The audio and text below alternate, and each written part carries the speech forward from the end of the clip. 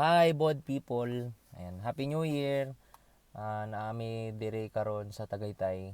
Kauban sila mama at papa at si Ate Kay. So, ang ating pag-aralan ngayon, naputol tayo noon last time kung mak-check nyo pa sa YouTube, nasa YouTube. Yung nakulong si John the Baptist, yung pinsan ni Jesus Christ kasi 'di ba? O second cousin niya kasi yung mama ni Jesus o yung katawan tao na mama ni Jesus or yung katawan tao si Jesus na mama niya na si Mary, ayun, ang kanyang pinsan ay si Elizabeth na yun yung naging nanay ni John the Baptist. So nakulong siya kasi nga inaway niya or pinagalitan niya si King Herod and hindi nagustuhan yung pagpagalit sa kanya. Okay. So ngayon naman, ang ating pag-aaralan ay sa John 4. Yan, ulitin ko, John 4, 1 to 26. Sige. Ayan. So bago tayo magsimula, mag-pray muna tayo. Nakilang Diyos, salamat po sa inyo pong binigay sa amin na pagkakataon makapag-aral lang salita ninyo kahit po sa online lang. Salamat po sa presensya ng bawat isa na andito po kami present at nakakapag-aral ng salita ninyo even remotely. And salamat po kila Ate Kay, kila Papa, kila Mama na naging possible patuloy ito dahil sa pagkandak ng ganitong klase ng Bible study. Salamat po sa mga tao na patuloy po handang makinig sa inyo. Tulungan niyo po kami maintindihan ang inyong mga salita. In Jesus Christ name we pray at sa tulong ng banal na Espiritu. Amen. Okay. Basahin ko sa Tagalog ako, Magandang Balita, Biblia, Tagalog. Yung sa inyo, Cebuano eh. So, yan. So, verse 1, sabi dito sa John 4, nasa New Testament ito, nabalitaan ng mga Pariseo na si Jesus ay mas maraming nahihikayat na maging alagad at nababautismuhan kaysa kay Juan. Nalaman ito ng Panginoon, at sabi dito sa verse 2, bagaman hindi si Jesus mismo ang nagbabautismo kundi ang kanyang mga alagad. So, yung 12 na disciples ni Jesus, tapos si Jesus Christ magkakasama. So, nagbabaptize yung kanyang mga disciples sa command din ni Jesus Christ na ang mga tao magsisisi ng kasalanan, tapos sila ay magpupunta sa bautismo. Ayan. So, makita natin na sa buhay ni Jesus, nagpapatuloy siya dun sa kanyang ministry. Ayan. And then, sabi dito sa verse, ano tawag dito? Verse 2, hindi si Jesus talaga yung nagbabaptize, kundi yung kanyang mga disciples, inuutusan niya lang. So, ayan. Sa verse 3, ayan, ang sabi dito, kaya umalis siya sa Judea at bumalik sa Galilea. Bumalik siya doon kasi for the sake na kailangan niya magturo ng salita ng Panginoon. Pero sa verse 4, ito yung kailangan nating mabuksan. Sabi sa verse 4, kailangan dumaan siya sa Samaria. At itong Samaria, ito yung lugar sa bandang Israel na parang mestizo. Kapag sinabi yung mestizo yung mga tao. Kalahating Israelita, kalahating ibang lahi. At meron silang problema dito, tungkol dito yung mga Israelita at mga half-blood, na hindi sila ganong nagsasama kasi nga yung mga Israelita iniisip nila na madumi yung ibang tao. Kasi mali yung pagkaintindi nila sa batas. Okay. So tingnan natin kung ano yung kwento at bakit si Jesus dadaan ng Samaria. Kadalasan nga pag Israelita ayaw dumaan doon. Kasi nga maduming lugar daw yun. Okay, verse 5, ang sabi dito, dumating siya sa isang bayan na tinatawag na Sychar. Malapit ito sa bukid na ibinigay ni Jacob sa kanyang anak na si Jose. Ayan. So malapit daw ito sa balon or sa bukid. May balon kasi doon. Si Jacob yung Israel, ayan. So kanyang tatay ay may binigay si Jacob dun sa kanyang anak na si Joseph na balon. Ayan. At nakabukid. Dito matatagpuan ang balon ni Jacob. Ayan yung sabi. Verse 6, dahil napagod si Jesus sa paglalakbay, umupo siya sa tabi ng balon. So, kasi mag-isa pa lang siya nito. Ayan. So, halos katanghalian noon. So, nag-travel sila papunta doon. Pero by that time, yung mga disciples ni Jesus Christ, iniwan siya. Maaring umalis muna, ganyan. So, mag-isa lang si Jesus, pumunta siya sa balon. At ang sabi, di ba? Sabi dyan sa verse 6, halos katanghalian na noon. So, ibig sabihin, mga 11:30, mga mag-aalas 12, ganyan. And kadalasan, kapag anong oras, walang pumupunta sa lugar na yon kasi ang pag-iigib ng mga tao and precisely, ang mga nag-iigib noon is yung mga babae. So, tingnan natin yung karakter na biglang lalabas dito. So, si Jesus lang mag-isa dun sa balon kasi kukuha siya ng tubig. Pero wala siyang pangkuha ng tubig. Sabi dito, sa verse 7, may isang Samaritanang dumating upang umigib. At sinabi ni Jesus sa kanya, maari bang makiinom? So may Samaritana na dumating, mag-isa lang siya. And sabi dito sa verse 8, wala noon ang kanyang mga alagad dahil sila ay bumibili ng pagkain sa bayan. So ayan yung nabanggit ko kanina na si Jesus lang mag-isa. So one-on-one sila. Merong Samaritan woman, merong andun si Jesus Christ. So mataas ang tsansa na kaya itong Samaritan woman na to, itong Samaritana na to, hindi siya kumuha ng tubig kasi hindi siya kumuha ng tubig ng umaga kasabay ng ibang mga babae. Maaring meron siyang kasalanan or maaring yung kasalanan niya sobrang laki na pinagchichismisan siya. Nahihiya siyang magpakita dun sa ibang mga babae na nandoon. Ayan, so isa yun sa mga dahilan na pwede. Hindi man eksaktong nakasulat sa Bible pero makikita natin sa pagbasa natin ng mga susunod na verses na maaaring ganun nga na parang ang dumi naman nito. Alam mo yung kapag nagmamaritesan, di ba, magaling kayo diyan. Joke lang. Di ba, magaling tayo diyan kapag pinagchichismisan natin yung ibang tao. Maaaring ganun. Na dahil siya yung pinagchichismisan, ayan, nahiya na siyang magpakita. So sabi dito sa verse 9, sinabi sa kanya ng babae, ikaw ay Hudyo. Ayan, yung Hudyo, iyan yung Israelita or taga-Juda. Ayan. Isa kang Hudyo at Samaritana naman ako. So, taga-Samaria ako. Bakit ka humihingi sa akin ng inumin? Akala ko ba parang wala tayo dapat connection, hingi sa akin ng tubig. Kasi si Jesus wala naman siyang pangsalok ng tubig at balon yun yung malalim na pagkukuha na ng tubig. Sinabi niya yon sapagkat hindi nakikihalubilo ang mga Hudyo sa mga Samaritano. Ayan ngayon nasabi natin. Verse 10, sumagot si Jesus, kung alam mo lamang ang kaloob ng Diyos at kung sino itong humihingi sa iyo ng inumin, ikaw ang hihingi sa kanya at bibigyan kanya ng tubig na nagbibigay buhay. Magbaliktad, no? Yung una, sabi ni Jesus sa verse 7, pwede bang makiinom? Tapos biglang nagtaka si Samaritan woman, o yung babae na taga Samaria, sabi niya, bakit ikaw humingi sa akin? Dapat wala tayong connection kasi Hudyo ka, tapos Samaritana ako. Pero biglang, ito yung parang isa sa mga ginagawa ni Jesus na para siyang nagjajabag para mapunta yung usapan dun sa gustong tumbukin ng puso ng kausap niya. Kasi yun yung isa sa mga difference natin sa Panginoong Jesus nung nagkatawan tao siya. Si Jesus, alam niya yung puso ng bawat tao. Tayo kasi, kapag tayo nakikipag-usap, di naman natin alam kung ano yung nasa puso ng tao kasi tao lang tayo Pero si Jesus, dahil siya yung Diyos na nagkatawan tao, isa ito sa mga bagay na alam niya kung ano yung hinahanap ng taong ito. At sigurado ito ay acceptance na matanggap siya kung sino siya, mapatawad siya. Ayun, isa to. Kasi alam niyang hindi siya matinong babae at makikita natin kung bakit. Okay, sabi dito, verse 11. Ayan. Nagsalita ang babae, Ginoo, malalim ang balong ito at wala ka namang pansalok. Saan ka kukuha ng tubig na nagbibigay buhay? Kasi sabi sa verse 10, 'di ba? Kung kilala mo lang ako, na ako si Jesus Christ, tapos ako yung nagbibigay ng tubig na nagbibigay ng buhay, ikaw pa nga yung hihingi sa akin Pero, ayan nga, kumbaga parang pinupush ni Jesus, ikaw yung humingi ng tubig sa akin. And then sabi sa verse 11, paano ka mo kung magbibigyan ng tubig? Wala kang dalang pansalok, tapos bibigyan mo pa akong tubig. Verse 12, ang balong ito ay pamanas pa sa amin ng aming ninunong si Jacob. Yun si Israel. Siya yung napalitan ng pangalan ng Israel. So, yun yung ninuno nila. Dito siya uminom, gayon din ang kanyang mga anak at mga hayop.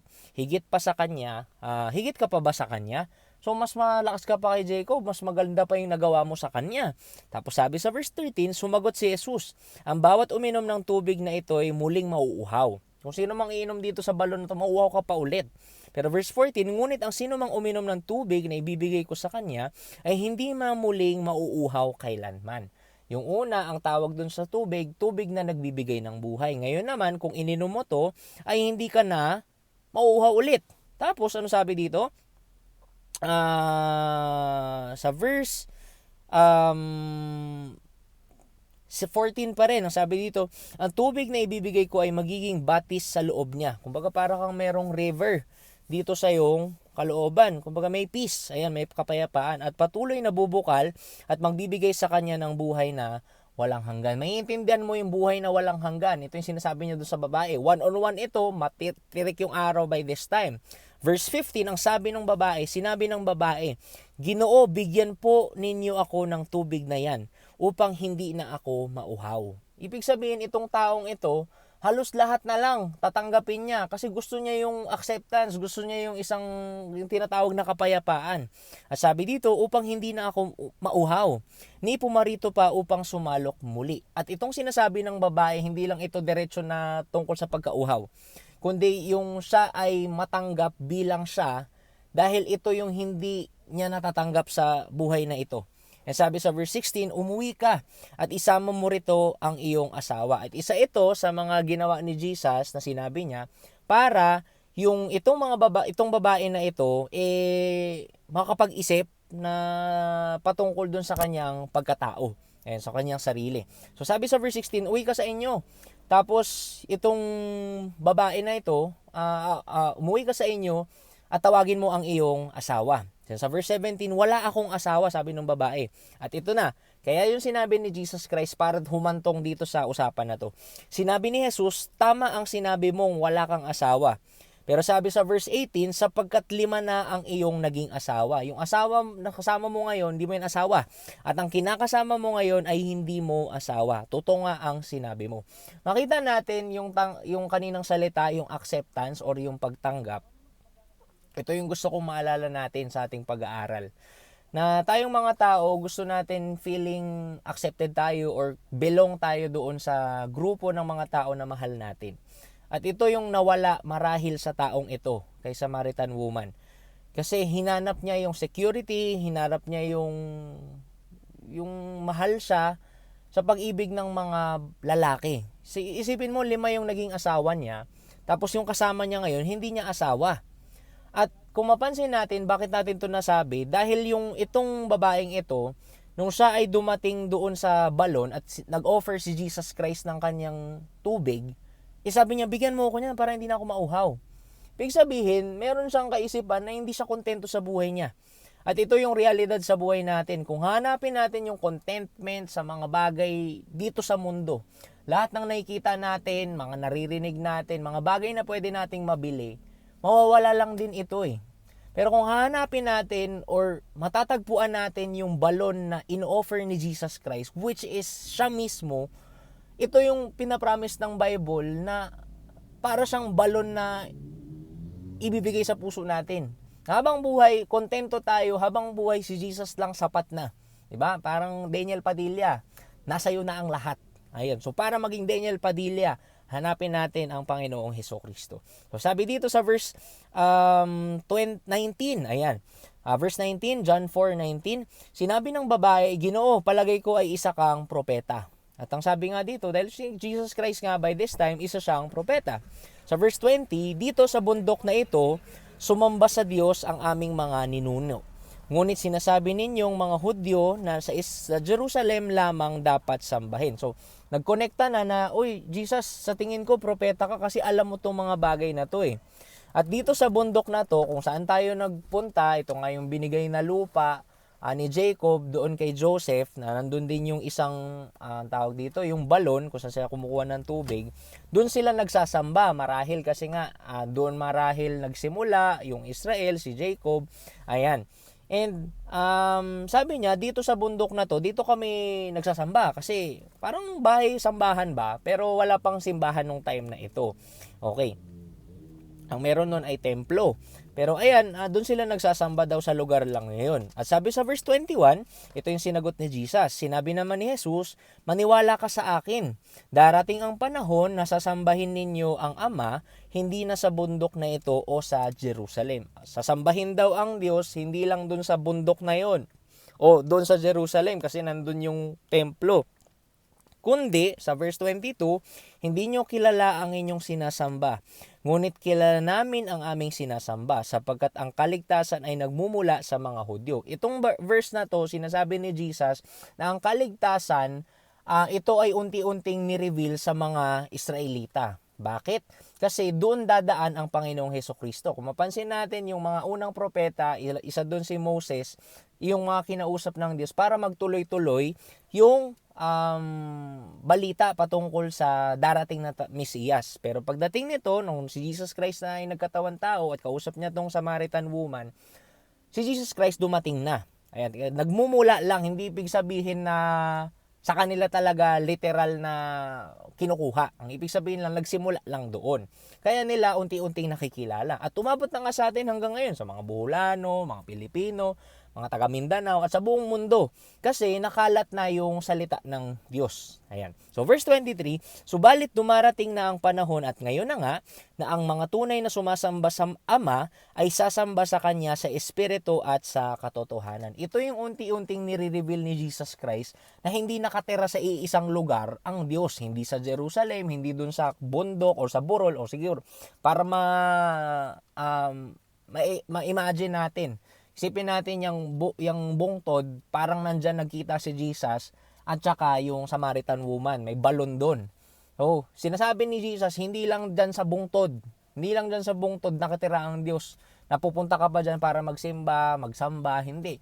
Na huwag nating isipin na dahil pumunta tayo ng simbahan, doon lang tayo nagsasamba. Huwag natin isipin na dahil nag-aaral tayo ng Bible study, ngayon lang tayo nagsasamba. Kundi sa araw-araw ng buhay natin, lagi tayo nagpe-pray. Sa isip natin. At nagdadrive tayo, nagtatrabaho tayo, huwag tayong matamaan ng pako kapag nagmamartilyo, mga ganong bagay. Kasi kung walang panalangin, kung hindi tayo dediretso sa Ama, sa Diyos, dahil sa Panginoong Hesukristo, sa tulong ng Banal na Espiritu, magiging nonsense yung ginagawa natin. Kasi iniisip natin, magaling tayo, iniisip natin dahil sa atin yung buhay. Pero kung lagi natin kinakausap ang Diyos, lagi tayong may kasama. Hindi tayo iwanan ng Panginoon kasi hindi naman talaga niya tayo iniiwanan eh. Pero parang iniiwanan tayo ng Diyos kasi hindi tayo kumukonekta sa Kanya. Ang Diyos naman lagi nandyan eh. At ito yung sinasabi ni Jesus Christ. Na darating ang panahon, maintindihan ng mga tao na sinasamba ng mga tao ang Ama, ang Diyos, sa Espiritu, sa ating Espiritu, kahit nasaan ka, yung Espiritu mo hindi yan aalis sa'yo, at sa katotohanan. Yung katotohanan is yung salita ng Diyos. Kung meron ka nang nalaman na salita ng Diyos sa isip mo, siguro alalahanin mo lagi itong pinag-aralan natin na para tayong yung Samaritan woman. Hinahanap natin yung kapayapaan, yung seguridad sa mundong ito, sa mga nakikita natin, na yung mga nakikita natin, yung pamilya, yung bahay natin, magandang trabaho, magandang kalusugan, bonus lang to lahat eh. Na ang pinaka-price talaga sa buhay nating ito ay yung relationship natin sa Panginoong Diyos. At siguro susunod doon yung mga relationship natin sa mundong ito. Sabi nga, paano natin masasabing mahal natin ang Diyos kung yung tao or kapwa natin hindi natin kayang mahalin? Ayan, so sabi dito sa verse 24, tuloy natin, ang Diyos ay Espiritu at ang magsumasamba sa Kanya ay dapat siyang sambahin sa Espiritu at sa katotohanan. So, hindi natin pwedeng lokohin ang Diyos na sinasamba natin sa gamit ang ating bibig, ating kamay, na kung wala yung puso at spirito natin, kalokohan na sinasamba natin siya. At kailangan din ito ay nasa katotohanan. So hindi lang, tingin ko nananalangin na ako, hindi. Kailangan natin ng salita ng Diyos. Kasi kung wala yung salita ng Diyos, di natin alam kung ano yung gusto niyang sabihin sa atin. Kung paano, kahit paano nag-iisip ang Diyos, kung paano siya kumukonekta sa atin. Kung wala yung katotohanan, mahirap tayong maka-communicate sa Kanya kasi baka kung ano-ano pumasok sa isip natin. Ayan, so verse 25, sinabi ng babae, nalalaman ko pong darating ang Mesiyas. At itong mga Samaritano, alam nila na may darating na tagapagligtas. Yun yung ibig sabihin ng Mesiyas or Messiah sa English. At tinatawag na Kristo. Yung Kristo ay piniling tagapagligtas. At yung Mesiyas, yun yung tagapagligtas. Pagdating niya, siya ang magpapahayag sa amin ng lahat ng bagay. Ito yung mga mula pa nung time ni Moses, mula pa time nila Adan, meron nang sinasabi na may darating na tao or may darating na mensahero na siya yung magliligtas ng kasalanan ng sanlibutan. At ito yung pinaniniwalaan nila. At ito na ni-reveal ni Jesus Christ kung sino siya. Verse 26, akong kausap mo ngayon ang iyong tinutukoy, sabi ni Jesus. Diyan magtatapos yung ating mga verses na bubuksan. At kung mapapansin po natin, hindi agad umintro si Jesus na ako yung tagapagligtas. Na hindi siya nagmadali. Na inunam niya muna kung ano yung nasa puso nitong taong nagugutom at nauuhaw. At sa buhay din natin, hindi po pwede na sila mama, sila ate, sila papa, pipilitin kayo or pipilitin tayo na maniwala sa Biblia. Na ito po ay isang personal na pag-encounter sa Panginoon. Na kung sa tingin natin, pinilit lang din, at itong siguro, example ko yung sarili, kung pinilit lang din akong magpastor nila mama at nila papa, hindi ako tatagal or hindi magtatagal lahat ng mensahero ng Panginoon. Kasi kung hindi na-encounter personal si Jesus Christ, magiging parang nag-aaral lang tayo ng secular dito. Kasi hindi lang literal na batas yung inaaral natin or yung Biblia. Natututo tayong magkaroon ng tamang relationship sa ating Panginoon. At yun yung ginawa ni Jesus Christ. Nagpakilala siya unti-unti dun sa babaeng ito. At kung mapapansin, hindi pumunta si Jesus Christ dun sa Samaria para uminom ng tubig. Wala nang sinabi na uminom si Jesus ng tubig eh. Pumunta siya dun sa Samaria para dun sa nag-iisang Samaritan woman na yun. Na maaaring yun nga, pinagchichismisan siya kasi 5 yung asawa niya, tapos yung kasama niya ngayon, hindi niya totoong asawa. Ayan, malandi yan, ano yan, kung sa term pa natin, yung parang tinapay, di ba? Burikat. Ayan, so ganun yung tawag siguro sa kanya. Pero, nakita natin doon, nagkaroon ng pag-asa doon sa babaeng yun, dahil sa Panginoong Jesus. At siguro sa mga susunod nating pag-aaral or pwede ituloy nila Ate Kay yung kwento na ito. At ito yung na-record sa Bible na first missionary doon sa lugar ng Samaria. Kasi 'di ba hinihintay niya yung Mesiyas. At sinabi doon sa mga susunod, di ko na po binuksan. Hindi na natin binuksan. Sinabi doon sa susunod na itong Samaritan woman na to, siya yung nagpakalat na ito yung Kristo, ito yung Mesiyas. At maraming naniwala dahil sa act nitong taong ayaw ng mga tao. So huwag nating isipin na dahil siguro may mga ginawa tayong mali sa dati, siguro nang babae tayo, nang lalaki tayo ay nag-drugs at kung ano-ano pang mga ginawa natin, parang wala nang pag-asa. Kasi hanggat may buhay, may pag-asa eh. Pero huwag natin sasagarin na gagawin natin lahat ng mga mali tapos saka tayo maghuhingi ng tawad sa dulo. Kasi alam natin ang Diyos ay Diyos ng kagalakan. At para maging magalak tayo sa tamang pananampalataya, dapat tama yung ating pinanampalatayanan. At paano natin ito masasabi? Sa atin pong pag-aaral ng salita ng Diyos. Kasi kung walang pag-aaral ng salita ng Diyos, lahat tayo dito parang nanghuhula lang. So, ayan po, yun yung isang kwento sa Biblia na tunghayan natin. Alam natin ito yung sinusundan nating series eh. Na simula pa nung si Jesus Christ nagkatawan tao. So, ayan yung encounter ngayon at ang gusto kong word na ating maalala ay pag-asa. Ayan, hindi pag-asa na Weather Bureau. Hindi yung pag-asa na kahit yung babaeng yun, kahit uhaw siya, siya ay binigyan ng pag-asa ng Panginoong Diyos. Sige, manalangin tayo. Nakilang Diyos, salamat po sa buhay na inyo pong binigay sa amin. Salamat po sa mga ilustrasyon ng Panginoong Jesus patungkol po sa tubig na pag ininom ay hindi na mauuhaw muli at nagbibigay ng buhay na walang hanggan. Tulungan niyo po kami na maisip namin na dahil lang sa Panginoong Jesus kung bakit meron pong walang katapusang buhay kasama kayo na dahil po sa tubig na nasa Kanya at siya po ang buhay na tubig na nagbibigay ng buhay sa amin at patuloy po na gusto niyo po kaming ma-encounter po namin kayo kagaya ng Samaritan woman na ito. Salamat sa pag-ibig ninyo na araw-araw ito po ipinaparamdam niyo sa amin at humingi kami ng kapatawaran sa mga times at mga oras na hindi po namin ginagawa ang amin pong purpose sa buhay na to dahil kami ay nasa sidetrack ng mga bagay na inilalatag ng mundo, ng kaaway, ni Satanas at ng amin din po mga sarili. Tulungan niyo po kami na sa mga pag-aaral na ito ay patuloy naming maisip na kailangan namin ng Diyos na nagbibigay po sa amin ng pag-asa sa araw-araw. Salamat po sa mga kwento na ito na nagbibigay po sa amin ng purpose na kami po ay magsasamba sa inyong pangalan kagaya po ng sinabi ni Jesus sa Espiritu at katotohanan. Ang lahat ng ito ay aming dalangin sa pangalan ni Jesus na aming Diyos tagapagligtas at sa tulong gabay ng Banal na Espiritu. Amen. Bye-bye!